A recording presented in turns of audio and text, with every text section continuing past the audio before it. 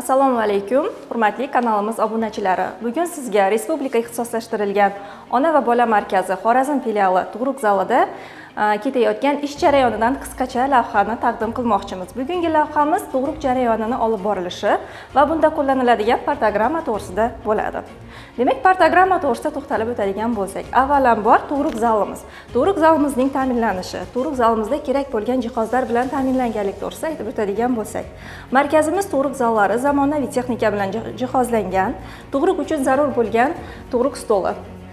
Bu stolimizda funksional kravat deb aytiladi. Ayolning holatini o'zgartirishi, tug'ruq jarayonida bo'ladigan vaziyatini boshqarishda ayolga qulaylik yaratish imkoniyatiga ega bo'lgan funksional kravat hisoblanadi va tug'ruq jarayonida akusher-ginekolog tarafidan yoki neonatolog tarafidan yordam ko'rsatishda qulaylik va tug'ruqdan keyingi davrda agarda tug'ruq jarohatlari kuzatilsa, unda qilinadigan akusherlik amaliyotlarini bajarish uchun ham qulayliklar mavjud bo'lgan kravat hisoblanadi. Demak, bizning markazimizda ayol uchun qulay bo'lgan shunday kravatlar bilan tug'ruq zallarimiz ta'minlangan. Ikkinchi zarur jihozlarimizdan bu chaqaloqlar uchun, yangi tug'ilgan chaqaloq uchun isitgich stolika hisoblanadi. Ya'ni bunda isitish tizimiga ega bo'lgan, chaqaloq uchun zarur bo'lgan muolajalarni qilishga mo'ljallangan stolik hisoblanadi. Va keyingi jihozlarimiz bu dori saqlovchi, dori-darmonlarni saqlovchi shkaflarimiz va ayolning narsalari, buyumlari uchun kerak bo'lgan shkaf va hamshiralarimiz, doyalarimiz tomonidan ishlatiladigan muolajalar uchun zarur bo'lgan stoliklar bilan ta'minlanganligi va chaqaloqni o'lchashimiz uchun tarozi mavjudligi va birlamchi yordam to'plamlari. Birlamchi yordam to'plamlari bizda ham chaqaloqlar uchun, ham ona uchun alohida to'plamlar tashkil qilingan. Tug'ruq zalida eng zarur bo'lgan bu to'plamimiz chaqaloqlarga birlamchi yordam to'plami va o'z ichida chaqaloqni hayotida yordam ko'rsatish uchun zarur bo'lgan birlamchi reanimatsion choralarda ishlatiladigan uskunalar va dori vositalari hammasi mujassamlashgan to'plam hisoblanadi. Ikkinchi narsamiz bu ona hayotini saqlash uchun.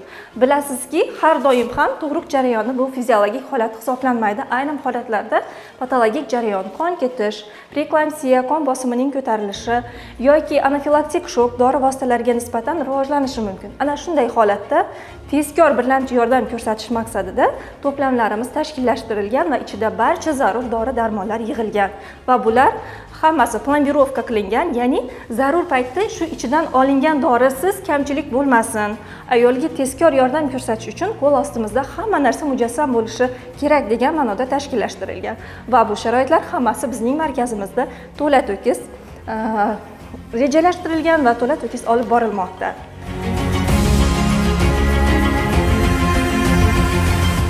Tug'ruq jarayonida ayolga uy sharoitiga yaqinlashtirilgan sharoit nazarda tutilgan bizning markazimizda. Negaki ayol o'zini erkin his qilishi va tug'ruq jarayoni bu kasallik emas yoki patologik holat emas, bu tabiiy jarayon va ham ona, ham bola sog'lom sharoitda, sog'lom dunyoga kelishi uchun zarur bo'lgan sharoit hisoblanadi. Bizning tug'ruq zallarimiz ham xuddi shunday tabiiy sharoitga yaqinlashtirilgan. Ayolni ahvolini, vaziyatini qulay bo'lishi uchun mana ko'rishingiz mumkin devorimizda qanday holatda bo'lishi kerak tug'ruq jarayonida ayol va bunga sharoitlar. Mana aytib o'tganimizdek, birinchi navbatda funksionalni kravatimiz buning uchun xizmat qilsa, ikkinchidan bu yerda narvonchalar, gilamchalar ayolni yurishi uchun bemalol va kaptok, ya'ni tug'ruq jarayonida og'riqni yengillashtirish maqsadida qilinadigan barcha choralarimiz bu tug'ruq zalida mujassamlashtirilgan barchasi va kovriklar. Endi bundan tashqari bola chaqaloqni, homilani ahvolini baholab turish bu asosiy vazifamiz hisoblanadi va bunda KTG apparatimiz ishchi holatda va bu ayolni va homilaning yurak urish holatini tug'ruq jarayonida muntazam ravishda o'lchash imkoniyatini, unda mavjud bo'lgan patologik holatlarni vaqtida aniqlash, unga zarur yordam ko'rsatish uchun xizmat qiladi.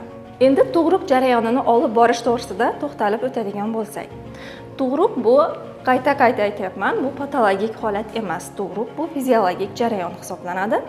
Lekin tug'ruq jarayonida sodir bo'ladigan turli xil o'zgarishlarni nazorat qilish, baholash va unga yordam ko'rsatish maqsadida tug'ruqni grafik ifodalanishi, ya'ni partogrammadan biz barcha tug'ruqlarimizda foydalanamiz. Partogramma bu nafaqat biz 3-darajali tibbiy yordam ko'rsatish muassasasi, balki 2-darajali va 1-darajali tug'ruqda yordam ko'rsatuvchi muassasalarda ham to'liq yuritilishi zarur bo'lgan hujjat hisoblanadi. Partogramma tug'ruqning grafik ifodalanishi, ya'ni bu yerda birinchi navbatda ayolning pasport ma'lumotlari, tug'ruq jarayonini kechayotganligini birlamchi baholash, undan keyin unga holatni ko'rib yozganimizdan keyin unga baho berish, unga yordam zarurmi yoki yo'qmi, buni hal qilish va tug'ruqni olib borishni rejalashtirish. Asosiy maqsadimiz shu deb aytsak ham bo'ladi.